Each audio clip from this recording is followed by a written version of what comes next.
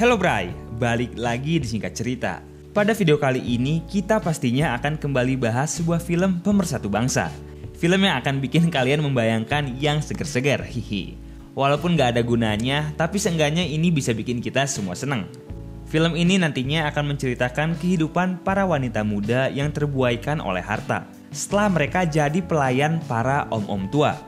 Film ini berjudul Sugar Babies. Dan gak usah lama-lama, langsung aja kita masuk ke ceritanya.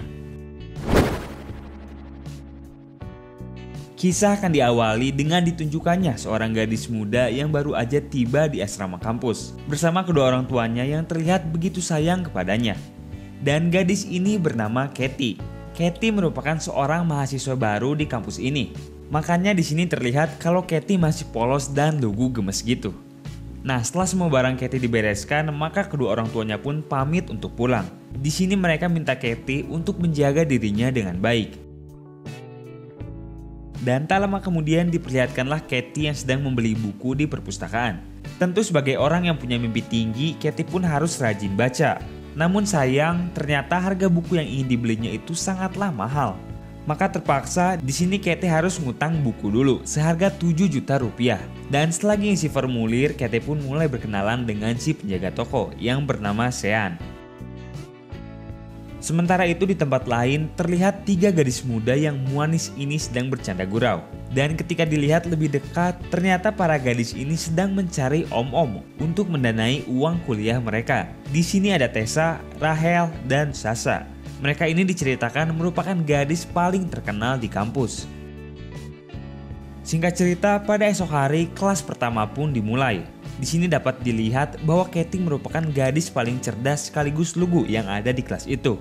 Dibuktikan dengan seluruh pertanyaan dosen yang dapat ia jawab dengan mudah. Dan Tessa yang melihat hal ini pun langsung berusaha memanfaatkan Katie. Diawali dengan langkah pertamanya berkenalan dengan Katie ini. Dan Katie yang emang dasarnya murid baru pun ia seneng-seneng aja karena dapat teman baru. Lalu berpindah ke scene lain, kita kemudian dilihatin Rahel yang sedang melayani om-om langganannya. Namun ada satu hal yang membedakan Rahel dengan wanita lain, karena di sini ia melayani si om layaknya ayah sendiri. Terlihat Rahel yang tidak hanya melayani om karena uang semata aja, tetapi di sini pun ia melayani karena ingin dapat pengalaman kerja. Hal ini berbeda dengan Tessa. Di sini Tessa melayani si om yang bernama Leo hanya sebatas demi kemewahan aja serta barang-barang mahal.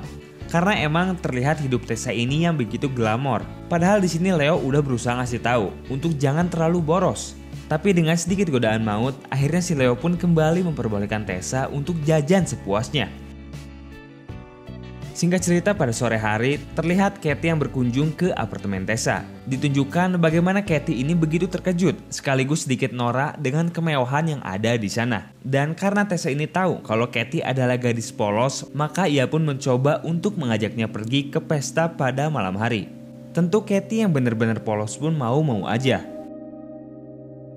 Singkat cerita, tibalah Katie bersama Tessa di pesta tersebut. Pada awalnya Katie merasa heran karena ternyata pesta yang dihadirinya itu begitu mewah. Namun dengan sedikit sentuhan manis dari Tessa, maka Katie pun mulai percaya diri. Di sini Katie pun mulai diperkenalkan ke om-om kaya raya yang bernama James. Pada awalnya Katie ini hanya mengira bahwa makan malam tersebut hanya sebatas acara biasa aja.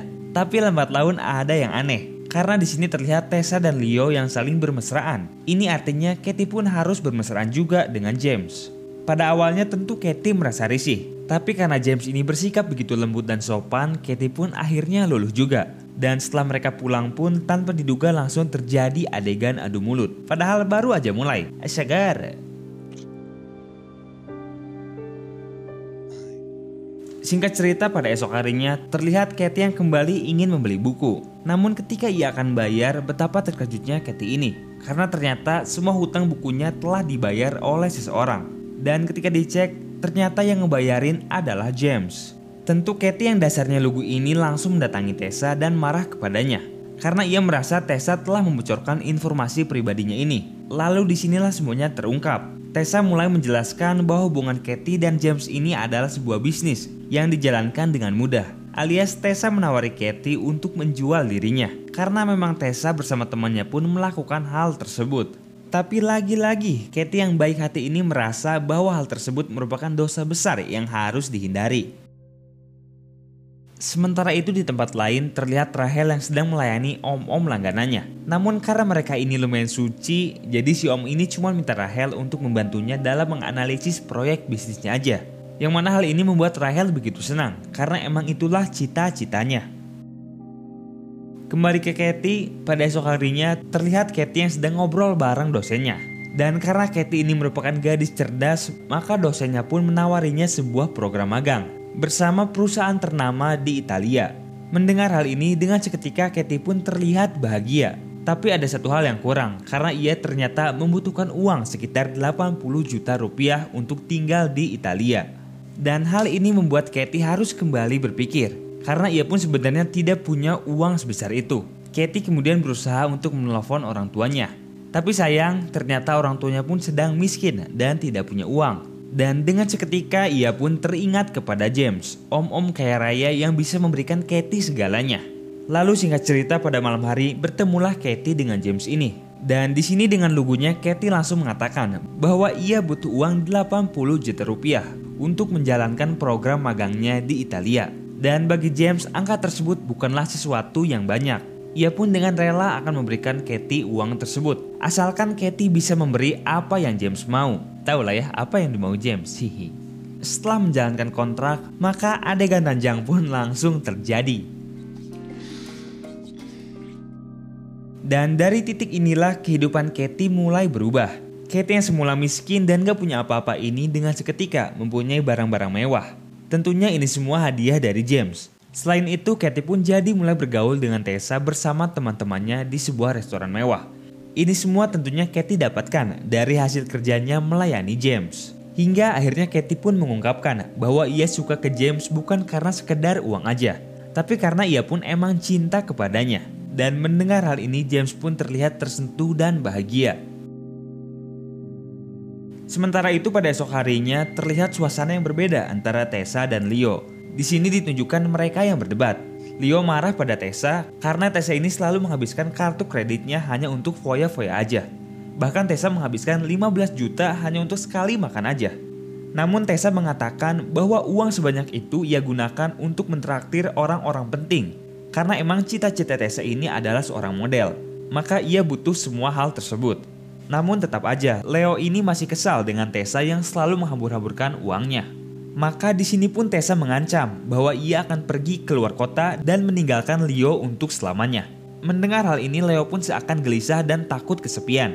Lalu dengan rayuan maut dari Leo yang mengatakan bahwa ia akan membelikan Tessa ini mobil, maka Tessa pun gak jadi pergi. Lalu mereka pun rujuk dan beradu mulut.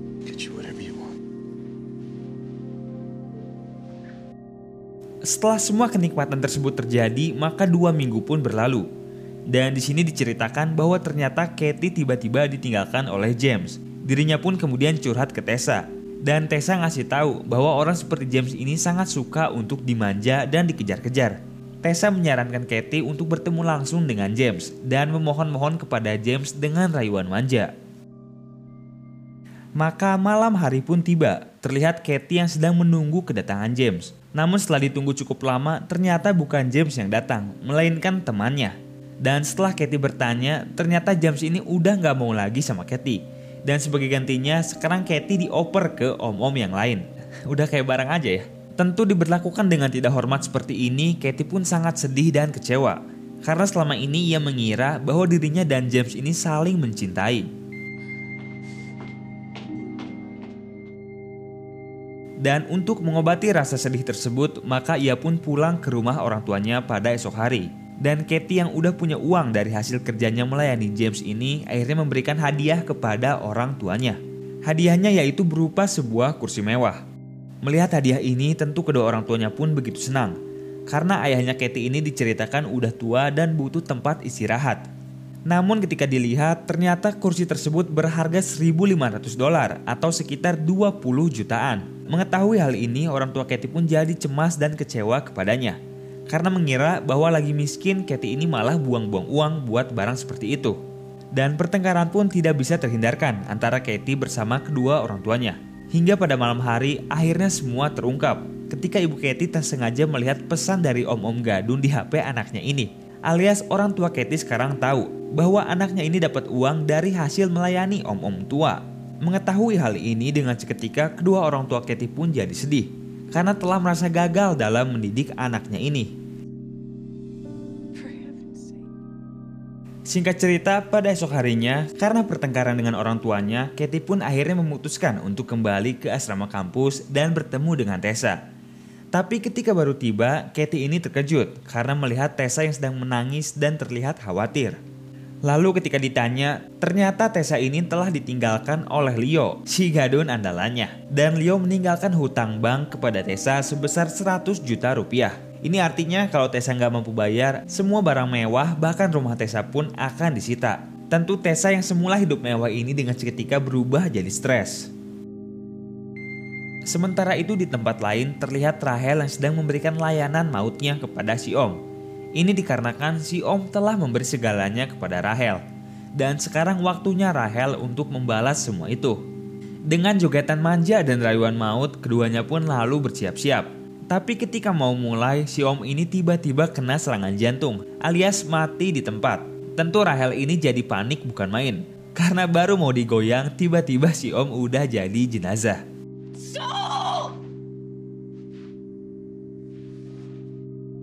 Disinilah semua hal tercerahkan. Karena ternyata Tessa, Rahel, dan Katie ini tidak dapat kebaikan apapun dari memberi layanan kepada om-om tua. Dari sini pun semua mulai tersadarkan bahwa harta tidaklah dapat diperoleh dengan semudah itu. Dan sekarang semua orang sadar bahwa jika mereka ingin mengejar mimpinya, maka satu-satunya cara ialah dengan bekerja keras. Pada momen akhir kita kemudian diperlihatkan Katie yang kembali baikan dengan orang tuanya dan juga berhasil lulus menjadi mahasiswa terbaik. Selain itu terlihat pula Tessa dan Rahel yang akhirnya mampu mengejar cita-citanya selama ini. Film pun akhirnya tamat, dan inilah Sugar Babies.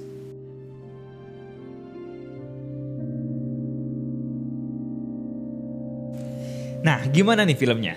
Jujur walaupun secara kualitas dan alur cerita, film ini cukup biasa aja, namun film ini bisa memberi kita sebuah pelajaran penting.